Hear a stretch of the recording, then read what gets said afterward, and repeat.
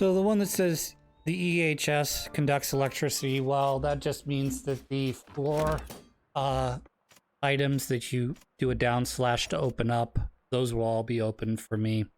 I'm not exactly sure why that makes sense, but I guess it's some sort of electromagnetic switch.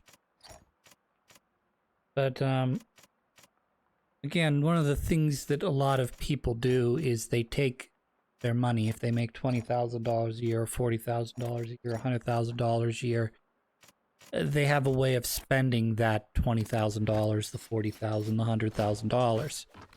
And another thing it touches on is not being indebted to people. It touches upon the concept of, are you a free man? Or are you a slave? You know, the free man is able to, you know, control his wages and hopefully invest them wisely to make the money continue to grow for him or her. But the slave is indebted to, you know, their bank, their credit card, their car, their mortgage. And because of that, it makes them a bit of a slave when it comes to their debtors. And that, of course, they talk about it sort of in an ancient fashion, but in doing so, it kind of makes you less honorable of a person, because when you're not making a lot of money, but you have a lot of debt, you know, you're constantly having to tell the people you owe money to, which in ancient civilization was, you know, your local money lender, you know, your friends, your relatives, whoever's lending you money. In this day and age, you know, it's your credit card company, your bank, and they just charge you an extra fee. But, you know, in this book, at least, in ancient Babylon, you know, those are your neighbors. Those are the people that, you know, either hold you in high esteem or they don't. And, you know, if you're not wise with money, you know, you're considered kind of a fool. But yeah, I mean, in addition, like I said, to the trying to say living frugally and, you know, making sure that you pay yourself 10% first. And then, you know, building that wealth with wise investment. You know, they talk about, you know, do you go to the, you know, again, using ancient terms, you go to the spear maker and invest your money and have them go and find you lavish jewels in another country, and, you know, gonna bring, you know, is the spear maker gonna more likely to bring back, you know, these jewels that you'll sell at a hefty profit, or is he more likely to be bamboozled and bring back glass, you know, which you can't sell for pennies?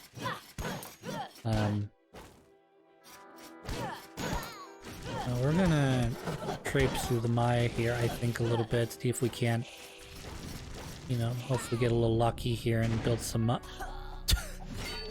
get lucky and kill myself. Great. Alright, well, I'd either stick to my story or stick to my gameplay, either one way or the other. But yeah, I mean, it talks about a lot of interesting things that I wouldn't say that, you know, not necessarily that that's bad, and even the book itself mentions that, you know, go to your local person and you know, you're, again, in ancient terms, you're a camel driver, you know, you buy and sell camels and, you know, escort people across the desert, you know, I mean, you start to get an idea of the business which you're in. And by doing so, you become more wise, instead of, you know, becoming, you know, instead of buying maybe a camel at a good price, you buy maybe a camel at, you know, higher price, you know, because you can tell that the lower price camel isn't going to be worth your time. It's going to cost you more than it's going to save you. And in that case, you know, you borrow, say, they measure everything in gold and coppers, but and silver, but it works still today where, you know, you want to invest your money wisely, you know, so that, you know, when you kill the boss here, you know, you invested wisely in strength upgrades. I'm gonna die here. I can just feel it. Not enough health. I was doing good damage, I just didn't have health. I wasn't doing a good job of evading either. That bottom one's got the PAD, which means that I can... I think this is the one that isn't affected by the spike traps. I think this is that ability that I was talking about earlier. But so many people are... You know... They want... You know, they want to show off how rich they are. And in doing so, you know, they only really show... You know, they only put themselves further into debt. And, you know, when you can't pay off a loan, you pay back in interest. You know, and look, I get it, you know, you buy a house, you're probably not paying out of pocket for your house, particularly if you're, you know, starting out. But you can control the, you know, the size of the house, how, you know, maybe, you know, the quality, you know, how expensive is the car that you just bought? Is it, you know, is it a used car? You know, is that a great deal? Used cars, it could be reliable for you, or, I mean, my first car that I bought, I got for like $3,000 or $4,000, but within, I'd say the first month, I had to replace you know, a gasket. I had a blown gasket. I had to constantly replace the catalytic converter. I had to replace a roll bar. I mean, by the time I was done fixing the stupid thing the first time through, I had spent, well, probably well over $8,000. Whereas probably could have gotten a high mileage, better car that didn't require as much, not only initial, but further repairs to the car. So, I don't know. But, you know, I did really like, oh god, talking about the fusion in the forest and it leading into an unending abyss, and he's imagining pooping into the void, wondering where it goes.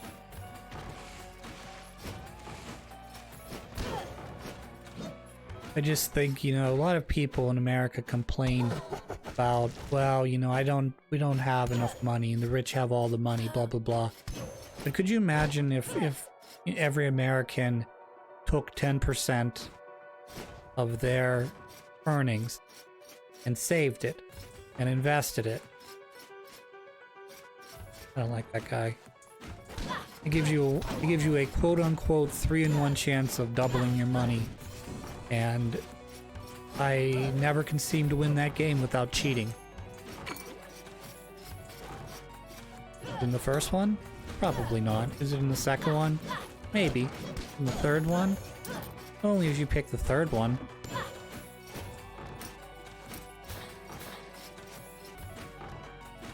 But I know spending money keeps the economy running, keeps people employed, blah blah blah blah blah, but you know, could you imagine all of that wealth, you know, individuals, you know, as a mask we could save, you know, and invest that into ourselves, into, you know, building more equity for retirement, for you know, purchases down the road, and, you know, keeping that money.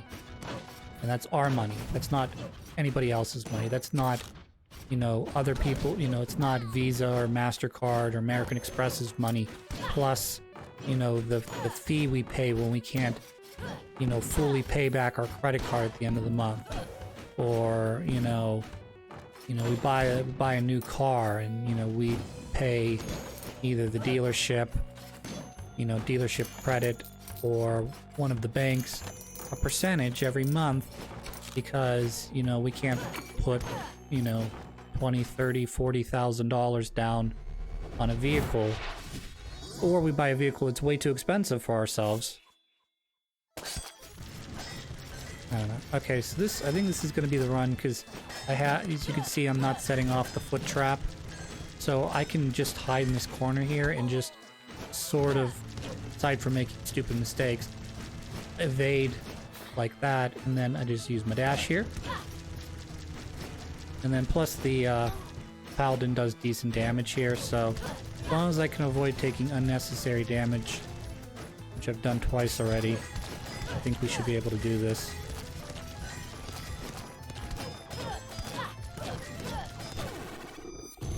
Alright, we did it. So that's the first boss down.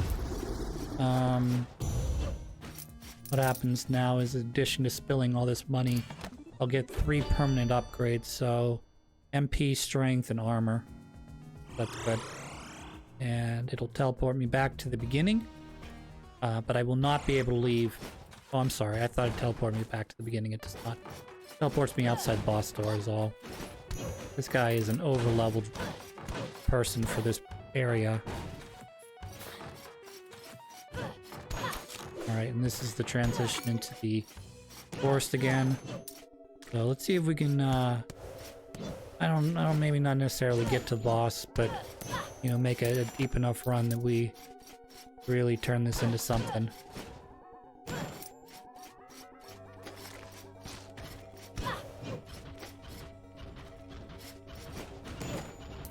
I often think about, you know, money, you know, how people save it, how people waste it, you know, and there's other ways to waste your money, you know. You could be paid, you know, $50,000 a year, save half of that, live super frugally, and then invest your money in, like,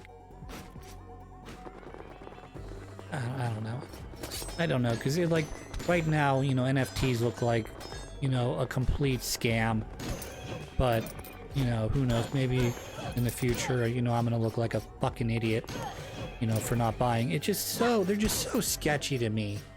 Everybody that I've heard talk about them are just, I don't like Bitcoin either, or the cryptocurrencies either, but, you know, heaven forbid, you know, if you got in early enough, you've gone from, at the you know, even at the very beginning, you could have, you know, gone from investing when Bitcoin was, say, at, you know, $3,000 to $5,000 and made a cool $2,000 profit on that, let alone when it actually went up to like 50,000, 100,000, wherever it topped out at. You just never have to work another day in your life. But I don't know, that just seems way too risky to me. The book talks about that as well, is investing money wisely in things that you know are going to produce a return, you know, a solid return, which they talk about doubling your money once I think it's, no, the idea is to invest your money, and every 4 years your money should grow by 1.25%. You know, it'll be, instead of $100, you'll have $125, and in 4 years, instead of having, you know, $125, you would have what? Some number that I would have to calculate because I'm an idiot.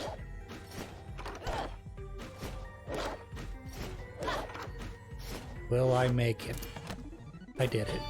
I did it without falling into the spike pit. I'm so good. I'm gonna fall in the spike pit.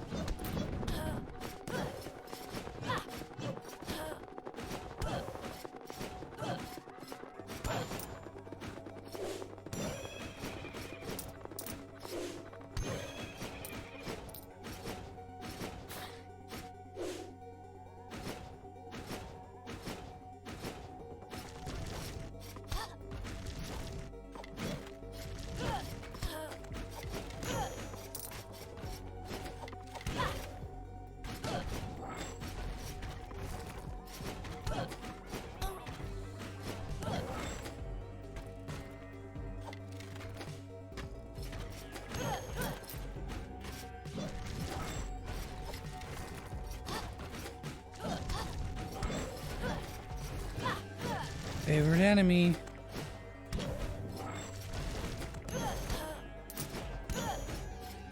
Favorite enemy type. Yeah, I should have died earlier in this room. The fact that I've got a vampirism allows me to regain my health just enough to stay alive. So I would have definitely been dead there.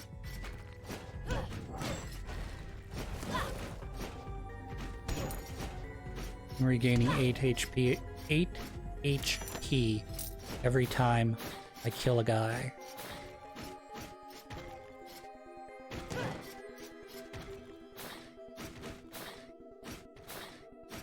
So we're doing a pretty good job here of exploring the forest as well.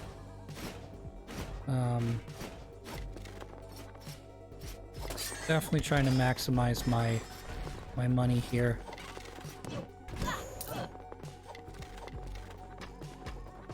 I don't have any more mana, unfortunately.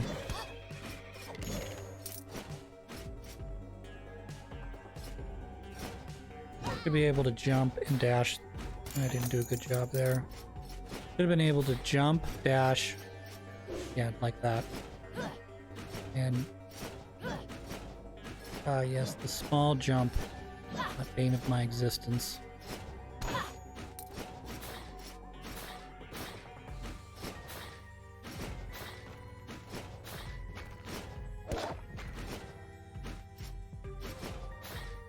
For the first time I played this game, I came into... Oh yeah, this isn't gonna work. And I died as I'm trying to escape. Lady Lisa. Remember the first time I played this game and I came into the forest area? I was sort of like baffled by it because I wasn't... I guess I didn't... I thought it was like a little bit more than it was. Like, I think in Super Castlevania, one of the first areas that you can get into is like a forest area before you get in the castle. And it gives you the ability of operating on either one side or the other of a fence. And for some reason, I thought that mechanic might be in this game, and I kept like thinking like, well, if I go behind these bushes... But we did a pretty good job of making a lot of money there. So I unlocked 2 different classes. And I have the Lich, got the Miner. They of course will need to be upgraded, but I'm not a big fan of flying in this game. It allows you to fly, but only for a short period of time. If you stack them, it gives you longer flight, but I don't know. I get so used to the jump and the dash that the flight always throws me off.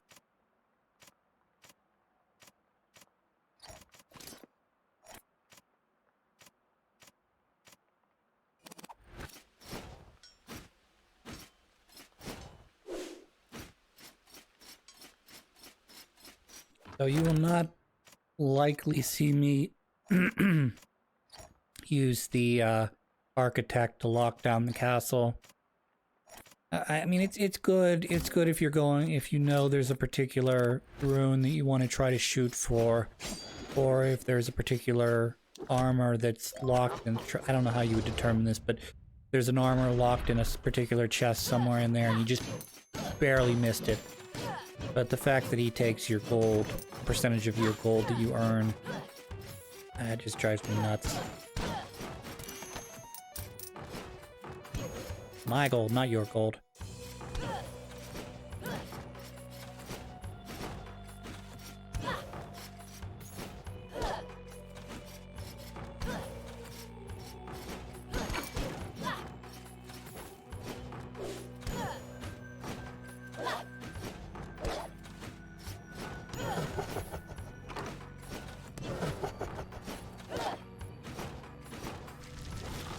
Just to force the habit, unless I do something like what I just did where I touch the picture coming through into the room, I will almost always swing at a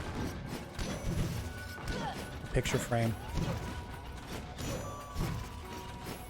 If you don't see it wiggle, don't mean it's not jiggling, you know, or whatever. Bigelow. Yeah, and the ability to kill these guys in one hit is just like... yummy, yummy.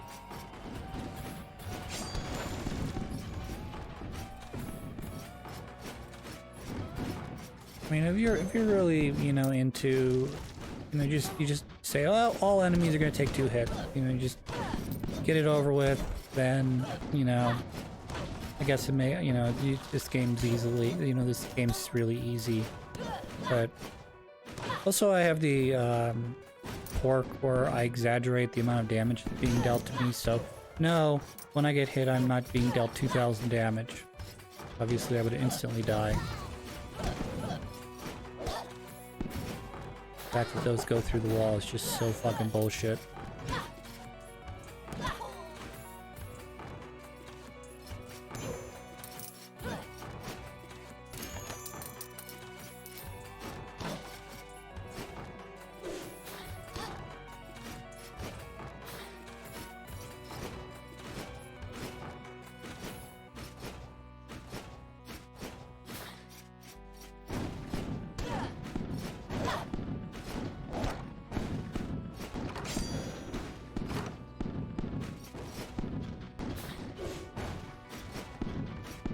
And this is one of those areas where you can come around.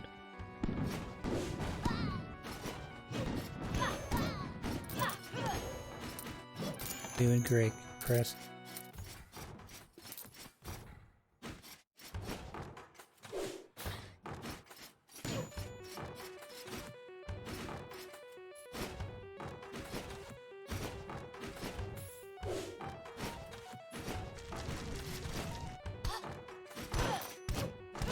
Jerk. Jerk eyeball.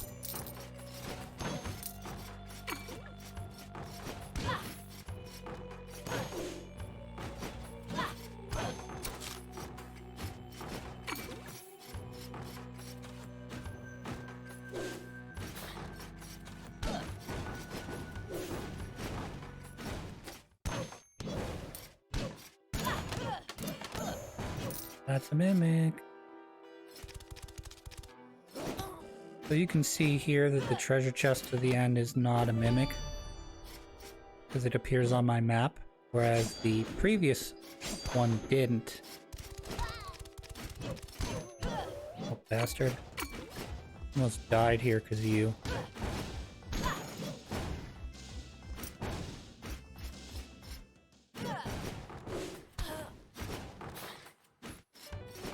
I'll probably be dead here on my next hit.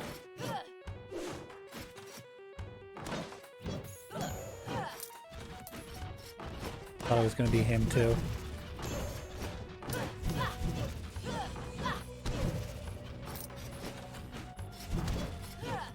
Just like that, I'm back to 57 health. Isn't that crazy? Obviously, I got a long way to build myself all the way back to a full health. Yeah, I'm a little confused by that. They're on both sides. It doesn't appear to any place for me to actually go. Alright, here's the boss room. I can't go through the door because it's obviously closed. But I can loot its treasure.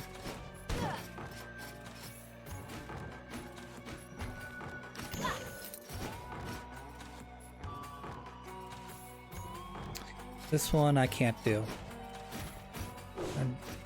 It's a little too technical for me. Or if you had the ability to do flight, it would work. This is Calypso's compass. I think it points you to the closest open dungeon or boss door, or maybe it's just the dungeon in the basement. I'm not 100% sure, because it's clearly pointing in a direction that is not either to the Maya or the... Well, maybe it is pointing to the Maya. I don't know. I was gonna say, it just pointed in such a weird position. It would have to either be the Maya or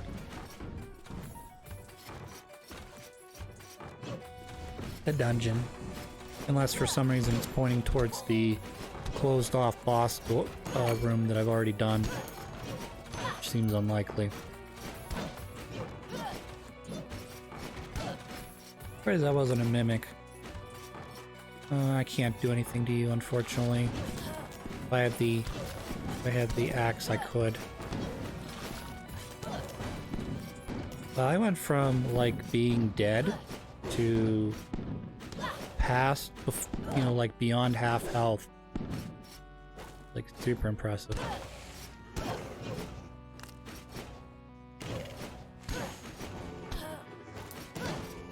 I was gonna say, if I make it past this without taking any damage, I'm gonna be super impressed with myself. Alright, free chicken. Nope.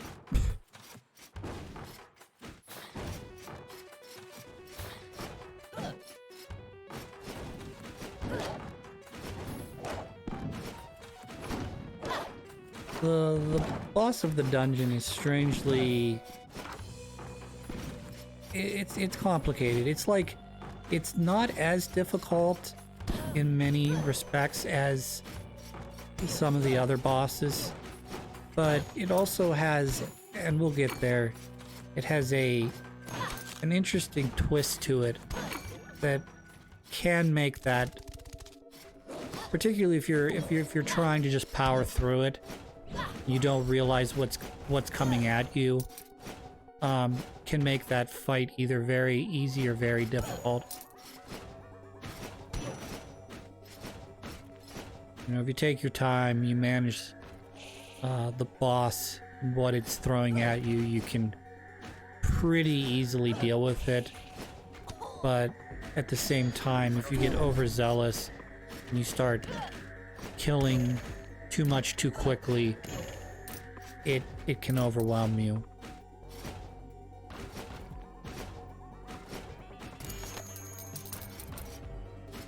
So again, I'm guessing this compass is pointing towards a specific boss door, because now that I'm in the forest area, it should have switched over to the I'm thinking that I have to be closer to the forest boss door than any of the other areas.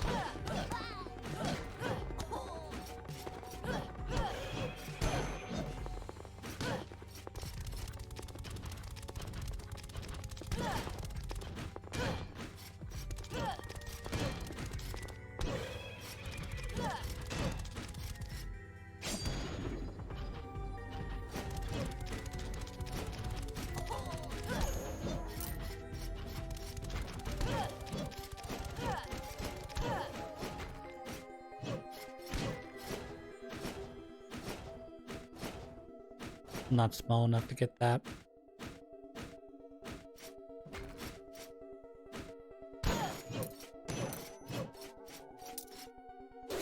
This would be so simple if I had the ability that isn't affected by... I didn't have to jump there. Could have avoided all that damage by just not jumping.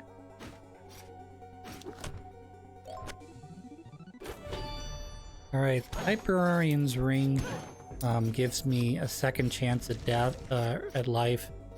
So if I die here, it'll allow me to live again.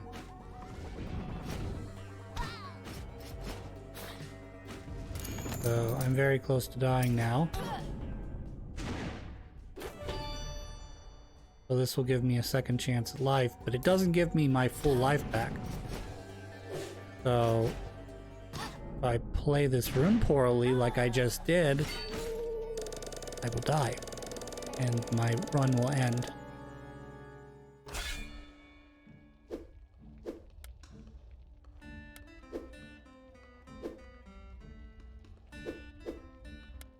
Alright, I think we will level up and I will cut the episode, and then when we come back, we'll tackle some more of the castle.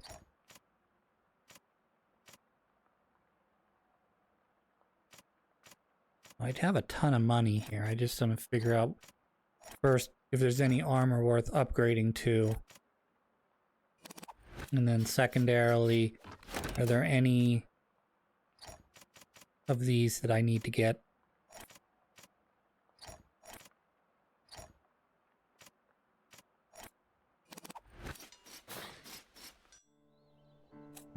to invest it in our castle then.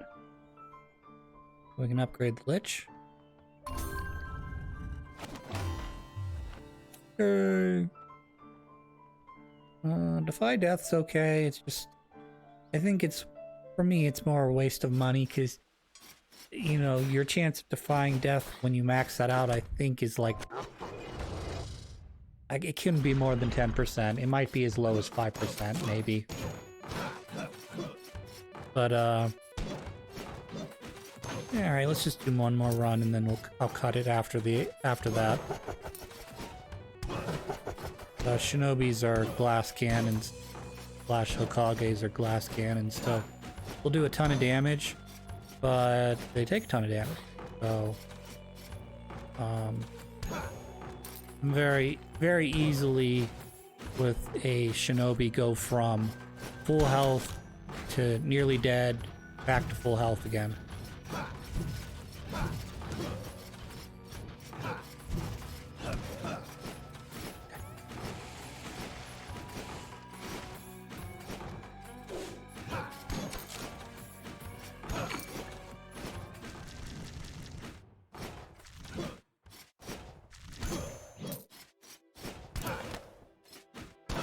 Haha.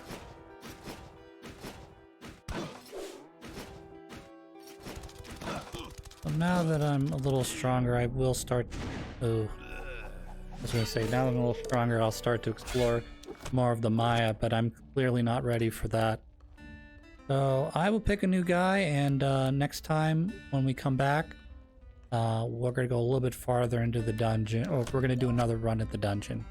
I will talk to you guys then.